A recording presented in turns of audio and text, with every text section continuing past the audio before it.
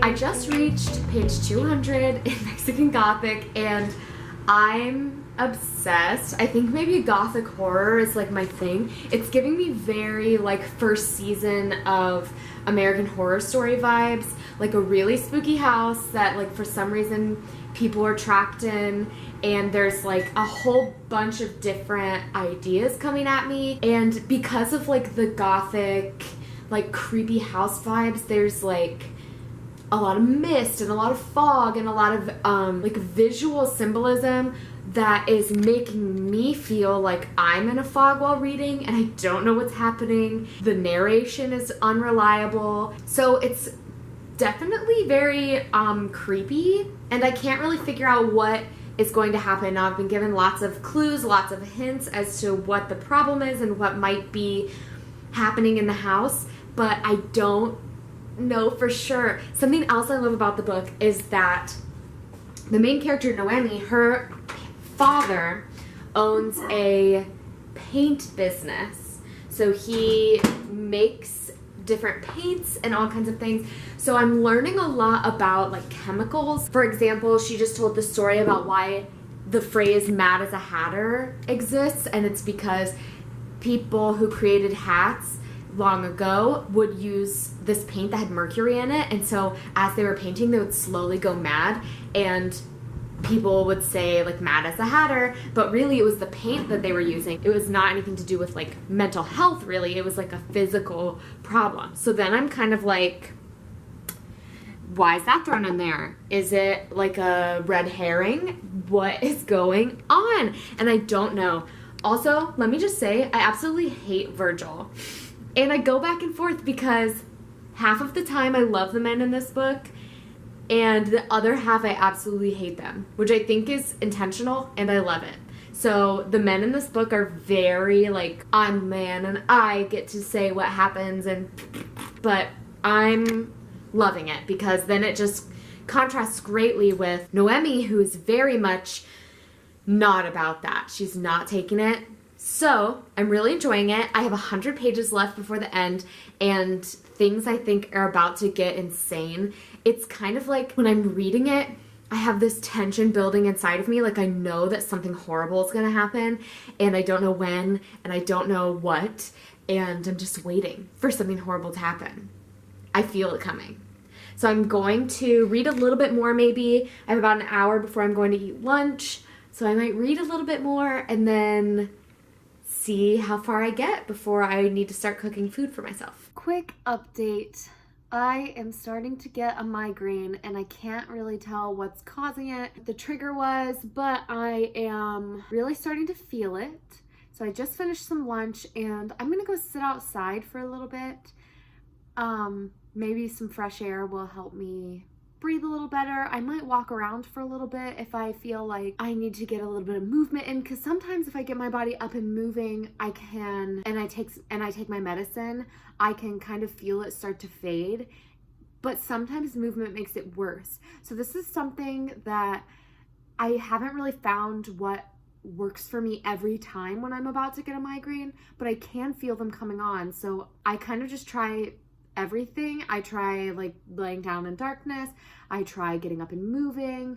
I think that migraines and cluster headaches are different for everybody, and the way to alleviate the pain is different for everybody. So I don't have one yet, but I can definitely feel it brewing behind my right eye. So I'm gonna go sit outside for a little bit and read a little more of Mexican Gothic, and hopefully I will feel better in a little bit. It is 2 o'clock and I just finished Mexican Gothic.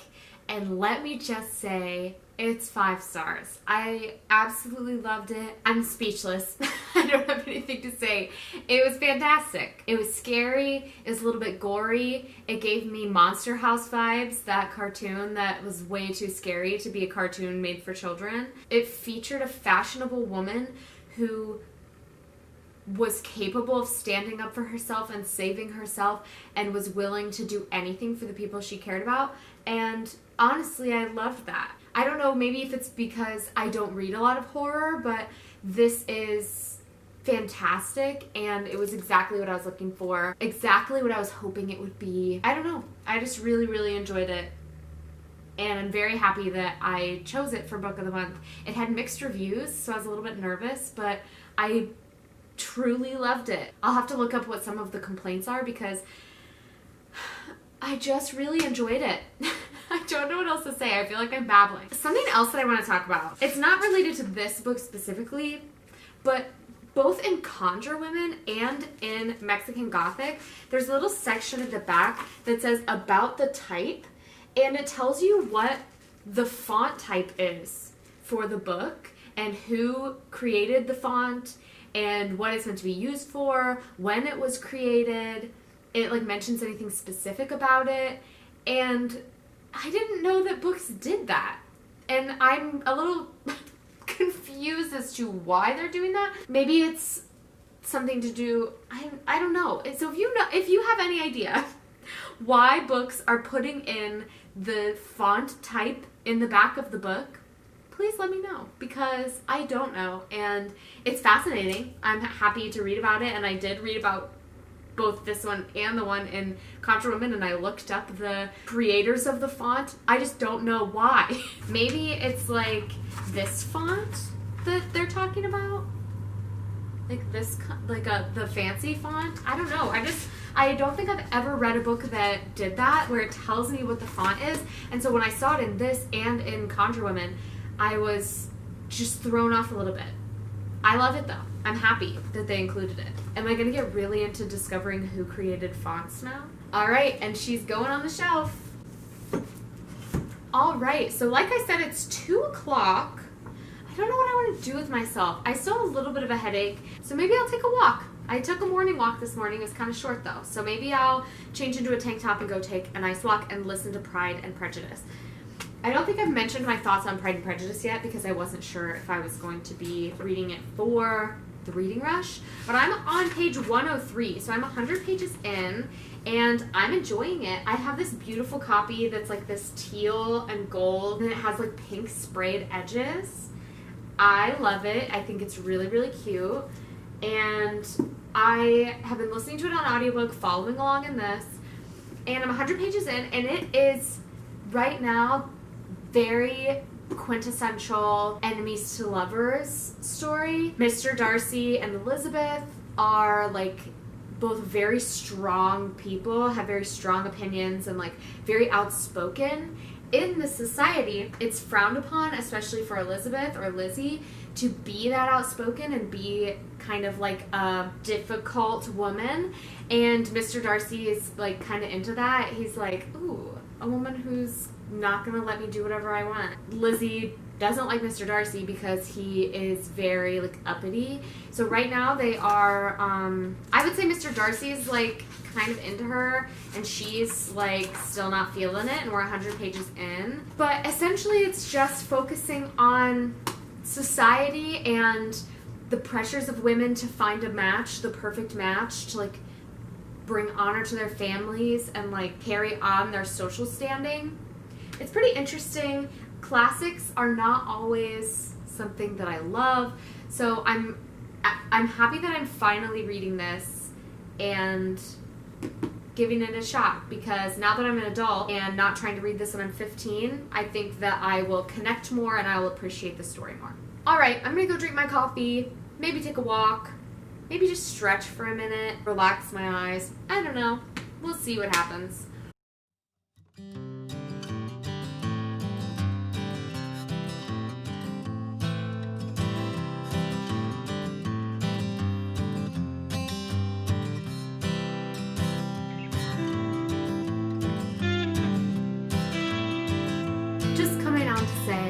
I'm listening to the new Taylor Swift album, and every one of Taylor Swift's albums sounds so different and has a completely different vibe to it, and I have loved every single one. Maybe not every song on every single one, but I've loved every single album that she has come out with, and this one's no different. I'm loving it.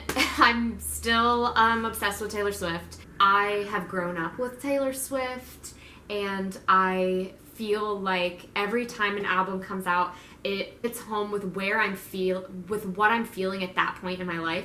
So, I mean, she's clearly doing something right, and I've loved her since the first album. So, I'm obsessed. I will come back sometime, maybe in the next day or two, and let you know what my favorite songs are from her album. Hold the phone. So I know I said that Mexican Gothic had some polarizing reviews. Some people loved it. Some people really didn't like it. So I got on Goodreads. I'm reading through the reviews. And somebody posted a review that said, this is an adult Gothic horror that's heavily inspired by the yellow wallpaper. That's the story. That makes so much sense as to why I was getting so many of those vibes. Because in yesterday's vlog, I said that the book was giving me a lot of vibes of a story I read in school about a woman who was inside a house that had yellow wallpaper and felt like things were coming out of the wallpaper at her. Apparently it's just called the yellow wallpaper, and it's exactly the vibe I was getting. So, Silvia Moreno-Garcia, you really did that, because I did not know that it was inspired by that story, and it gave me the same terrifying vibes. So, I just wanted to share my instincts on what the story was written about. Were great.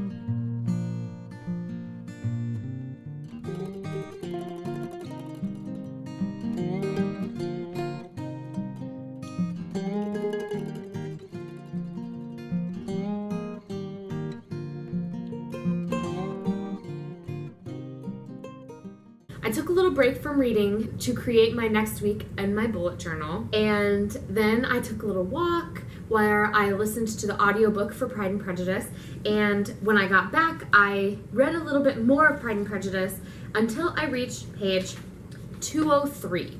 So, I'm officially 200 pages in to Pride and Prejudice.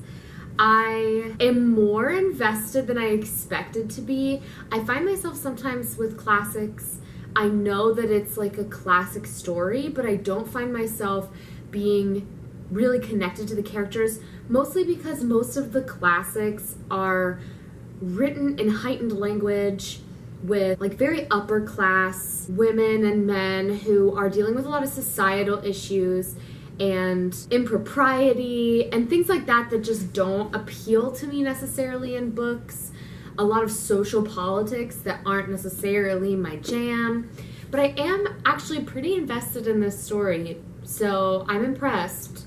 I will say there are some moments where I'm like, okay, this language is a little bit out of control. We could probably say what's being said in like one paragraph and it's taking an entire chapter. But, I mean, it's a classic. What can you expect? So I'm really enjoying it, and I'm actually looking forward to reading it, which I don't often find with classics. We also got some book mail! We're gonna open it up.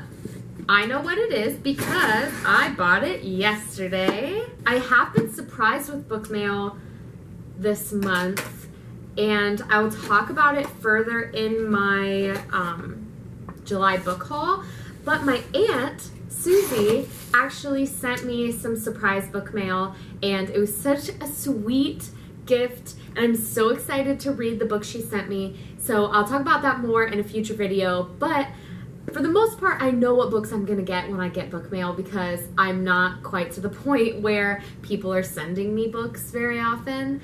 So it's always exciting when I do get a surprise book.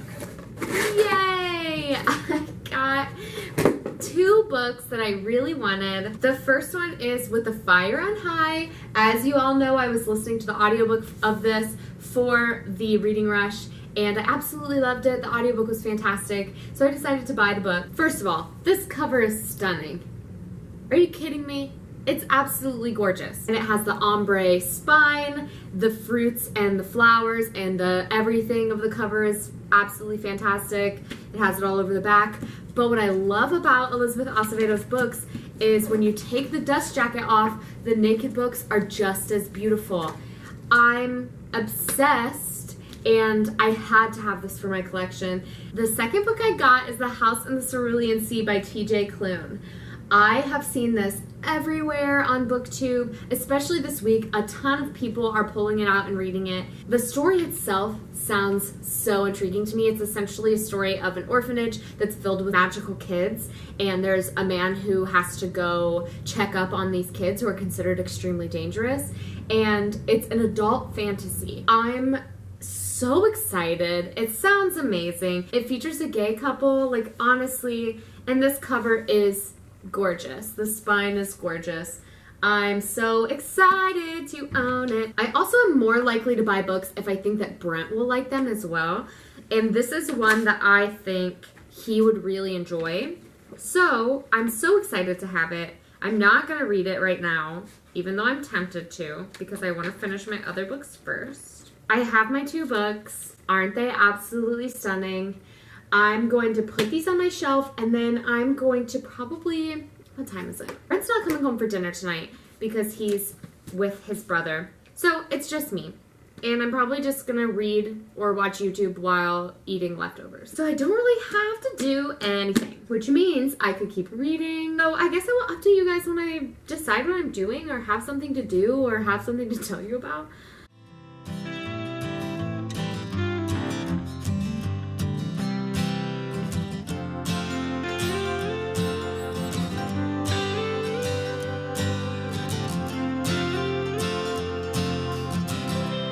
Here's my update. It is 9 p.m. Brent is not going to be home for a couple of hours, so I have done a little bit of reading since I last updated you, I read up to page 250 in Pride and Prejudice, and I'm actually way more invested than I expected to be. I mean, I don't love the societal aspect, like when it kind of diverges into talking about like what's appropriate in society and how they have to speak and how they have to walk and how they have to act, and somebody will say something out of turn and everyone gasps and faints and men are scoffing, and that whole aspect of it to me is like not ideal. But I think listening to the audiobook and following along while reading, I'm finding myself not skimming as much and I'm much more invested in the story. So I'm actually really enjoying it.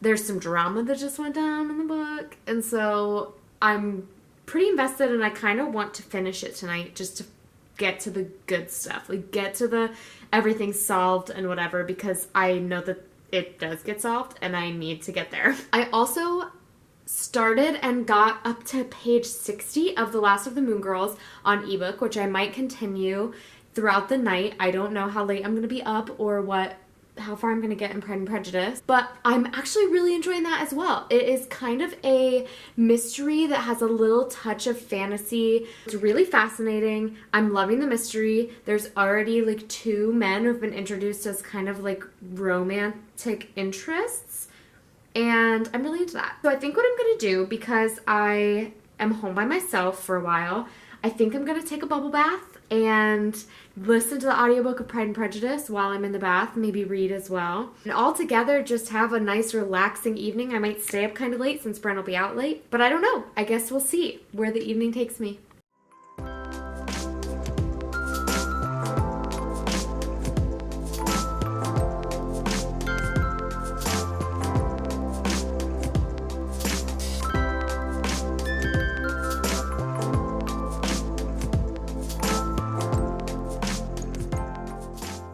My bubble bath was splendid, and it was exactly what I needed for the night. I'm cuddled in bed. I have reached 300 pages of Pride and Prejudice. It's only 348 pages, so I am trying to decide whether I'm going to finish it tonight or wait and finish it in the morning. But overall, it's been a great day. It's been a long day, and I'm going to cuddle down into bed. This will be my last update, so I will see you guys tomorrow. Bye, friends.